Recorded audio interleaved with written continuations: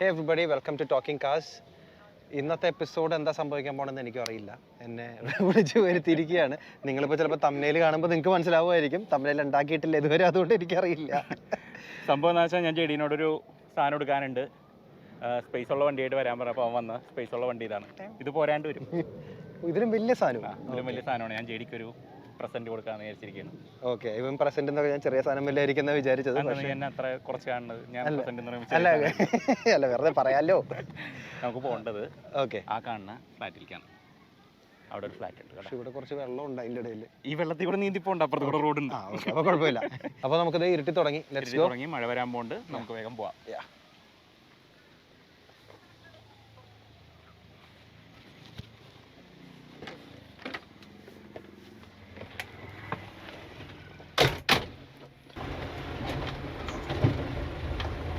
Off road track ഒക്കെ ആണല്ലോ. Off road ട്രാക്കാണ്.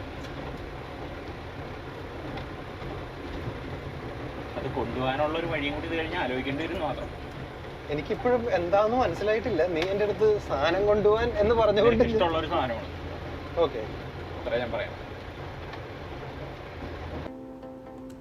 അങ്ങനെ ഞങ്ങൾ ഡെസ്റ്റിനേഷനിലെത്തി. പുഴയോരത്തുള്ള ഒരു നല്ലൊരു ഫ്ലാറ്റ്. വണ്ടിയിൽ നിന്ന് ഇറങ്ങുമ്പോൾ നിങ്ങൾ ആലോചിക്കുന്നുണ്ടാവും എന്താണ് ഇത് ഫുള്ള് വോയിസ് ഓവറിലെന്ന്. ചെറിയൊരു പ്രശ്നം പറ്റി, മൈക്ക് കുത്താൻ മറന്നുപോയി. ഫ്ലാറ്റിൻ്റെ ബേസ്മെൻറ്റിലേക്ക് ഞാൻ ജെഡിയും കൂട്ടി നടന്നു.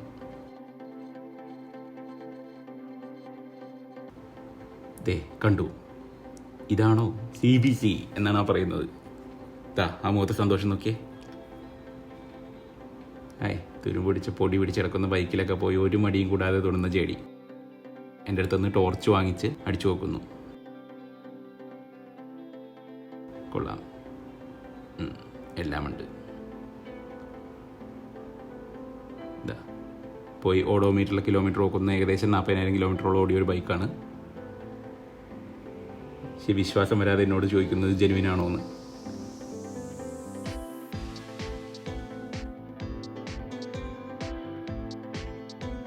മൊബൈലിലെ ടോർച്ച് ഓഫ് ചെയ്യാണ്ട് പാൻറ്റിൻ്റെ ബാക്ക് പോക്കറ്റിലിട്ട് ജെഡി ഒരു മിന്നാമിനിങ്ങിനെ പോലെ കാണപ്പെട്ടു. അടുത്തതായി ബൈക്ക് പൊക്കാനുള്ള ശ്രമമാണ്. സ്റ്റാൻഡ് നേരെയാക്കി വലിക്കുന്നു. പോരട്ടെ. യെസ്.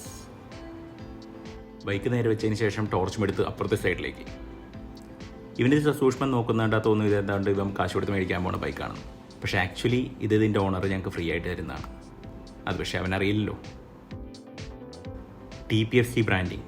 ഈ സാധാരണ ഈ പീസ് എല്ലാ വണ്ടികളിലും ഒടിഞ്ഞു പോകാറുള്ളതാണ്, പക്ഷേ ഇതിലതുണ്ട്. TPFC എന്ന് പറയുമ്പോൾ transient power fuel control system എന്നാണ് അന്ന് ഹീറോ ഹോണ്ട വിളിച്ചിരുന്നത്. ഇതൊരു കോൺസ്റ്റൻറ്റ് ചോക്ക് കാർബറേറ്ററാണ്. യൂഷ്വലി എല്ലാ കാർബറേറ്റേഴ്സും കോൺസ്റ്റൻറ്റ് വെലോസിറ്റി ആയിരുന്നു. ഇതിനൊരു സ്ലൈഡ് ടൈപ്പ് മെക്കാനിസം ഉണ്ട്. ഇതൊരു ഒപ്റ്റിമം എയർ ഫ്യൂവൽ റേഷ്യോ കിട്ടാനായിട്ട് സഹായിച്ചിരുന്നു. ഇതിൻ്റെ ഒരു ഡ്രോബാക്ക് എന്ന് പറയുന്നത് ത്രോട്ടിൽ റെസ്പോൺസ് ഇത്തിരി ഡിലേഡ് ആയിരുന്നു. അത് കോമ്പൻസേറ്റ് ചെയ്യാൻ വേണ്ടിയിട്ട് ഇവർ ഇതിൻ്റെ അകത്തൊരു നോസിൽ മെക്കാനിസം കൊടുത്തിട്ടുണ്ട്. അത് പെട്ടെന്ന് ത്രോട്ടിൽ അങ്ങോട്ട് ഓപ്പൺ ചെയ്യുന്ന സമയത്ത് കുറേ അധികം ഫ്യൂവൽ സ്പ്രേ ചെയ്യും. അപ്പോൾ അതോടുകൂടി എഞ്ചിൻ്റെ പെട്ടെന്ന് RPM കൂടാനായിട്ട് ഹെൽപ്പ് ചെയ്തിരുന്നു. പലരും ചെറുതായിട്ടൊന്ന് കൈതിരിക്കുമ്പോഴത്തേക്ക് ഇത് ആക്ടിവേറ്റ് ആയിട്ട് കൂടുതൽ ഫ്യൂവൽ വേസ്റ്റേജ് ഉണ്ടാകുമായിരുന്നു. അതോടൊപ്പം അതിൻ്റെ എമിഷൻ കൂടുതലായിരുന്നു. പിന്നെ ഈ കാർബറേറ്റർ വർക്ക് ചെയ്യാൻ ഇത്തിരി കോംപ്ലിക്കേറ്റഡ് ആയിരുന്നു. എനിക്കെങ്ങനെ അറിയാം? എനിക്ക് കോളേജിൽ പഠിച്ചിരുന്ന കാലത്ത് ഇതുപോലൊരു CBC ഉണ്ടായിരുന്നു. ബേസ്മെൻറ്റിലെ ചൂട് കാരണം ഞാൻ പുറത്തോട്ട് നടക്കാൻ തീരുമാനിച്ചു. ജെഡിയും പിന്നാലെ കൂടി. ഏകദേശം ഞങ്ങളുടെ അത്രയും തന്നെ ഹൈറ്റുള്ളൊരു ബേസ്മെൻറ്റ് അല്ലേ. ബേസ്മെൻറ്റിൻ്റെ പുറത്തെത്തിയപ്പോൾ ഞാൻ ജെഡിയോട് ആ കാര്യം പറഞ്ഞു. ഈ ബൈക്ക് ഇതിൻ്റെ ഓണർ നമുക്ക് ഫ്രീ ആയിട്ട് തരുന്നതാണ്. 10 പൈസ കൊടുക്കണ്ട. ഈ ബൈക്കോ? ശരിക്കും? അവൻ്റെ സന്തോഷം കണ്ട, അത്ഭുതവും. ക്യാമറയിൽ നോക്കി ഞാൻ എന്തോ പറഞ്ഞു, എന്താണെന്ന് ഓർമ്മയില്ല. അതിനെന്തോ കൗണ്ടറും പറഞ്ഞ് ജെഡിയും പിന്നാലെ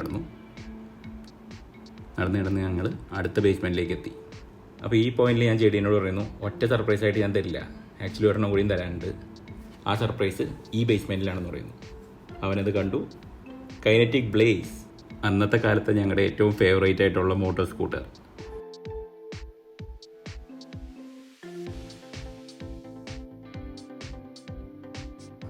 കൊള്ളാം, ബോധിച്ചു.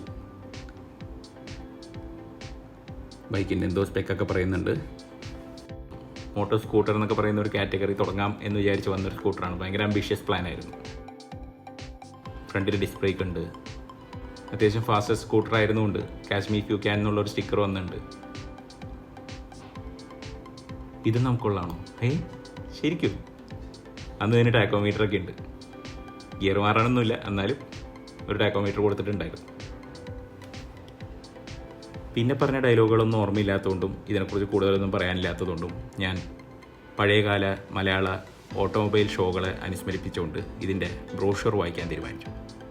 കൈനറ്റിക് ബ്ലേസിൻ്റെ എഞ്ചിൻ എന്ന് പറയുന്നത് 165cc 1 സിലിണ്ടർ 4 സ്ട്രോക്ക് SO8 എഞ്ചിനാണ്. ഇതിൻ്റെ maximum power 11.6 HP at 7500 RPO, peak torque 12 Nm at 5000 RPO ആണ്. കമ്പനി പറയുന്ന ഇന്ധനക്ഷമത 46 km/ലിറ്ററും. ഫ്രണ്ടിൽ ഡിസ്ക് ബ്രേക്കും ബാക്കിൽ ഡ്രം ബ്രേക്കുമാണ് വന്നിരുന്നത്. ഹൈഡ്രോളിക് ഷോക്ക് അബ്സോർബേഴ്സ് ആയിരുന്നു ഇതിന് യൂസ് ചെയ്തിരുന്നത്. ഈ ബൈക്കിൻ്റെ ഭാരം 136 കിലോഗ്രാം ആയിരുന്നു. Ground clearance 160 mm. ഇതിൻ്റെ വില 49,990 രൂപയായിരുന്നു എക്സ്ഷോറൂം കൊച്ചി.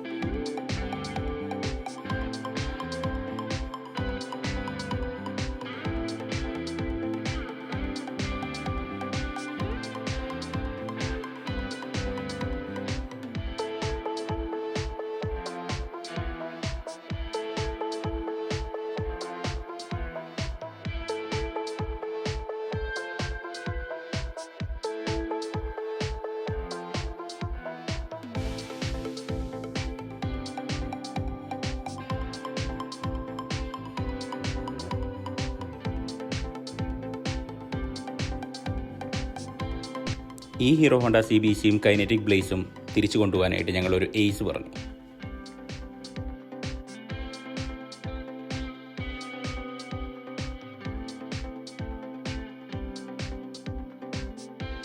ബ്ലേസിൻ്റെ ബ്രേക്സ് രണ്ടും സീസ്ഡ് ആയിരുന്നതുകൊണ്ട് നീക്കാൻ നന്നേ പാടുപെടേണ്ടി വന്നു.